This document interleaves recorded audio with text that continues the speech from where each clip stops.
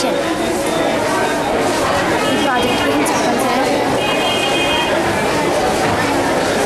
మనము ప్రపంచంలో జనాభా ఎక్కువగా గల దేశాల్లో భారతదేశం రెండవది. ఇంధనముల వాడకం, సహజ వాయువుల వాడకం ఎక్కువ అవుతున్నది. అందువలన విద్యుత్ శక్తి అవసరం బాగా వస్తుంది. ఈ విద్యుత్ శక్తి వాడకం వలన మన దేశం అభివృద్ధి చెందటం లేదు. అందుమూలన విద్యుత్ శక్తిని మనం సహజ వాయువులుగా పునరుద్ధరింపబడని వాయువుల నుండి, వనరుల నుండి తీసుకుంటున్నాం. ఇలాగా ఎక్కువ కాలం మనం తయారు చేసుకోలేము. అందుమూలన దేశం అభివృద్ధి కుంటుపడుతుంది.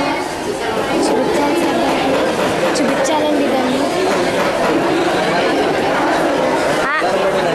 ఆర్డినరీ బల్బులు వాడటం వలన కరెంటు బాగా ఎక్కువ అవుతుంది. ఒక 100 వాట్ల ఆర్డినరీ బల్బ్ ఒక ట్యూబ్ లైట్ కాంతికి సమానం. అలానే ఒక సిఎఫ్ఎల్ బల్బు 8 ఆర్డినరీ బల్బులకు సమానం. ఈ ఆర్డినరీ బల్బులు, సిఎఫ్ఎల్ బల్బుల వలన కొంచెం కరెంటు ఎక్కువ అవుతుంది. సోలార్ లైట్లను, సోలార్ కుక్కర్లను అందచేయటం లేదు ప్రజలకి. ఒక ట్యూబ్ లైట్లో మనం కాపర్ చోక్ వేసుకుంటాం. దానివల్ల 40% కరెంటు ఎక్కువ అవుతుంది.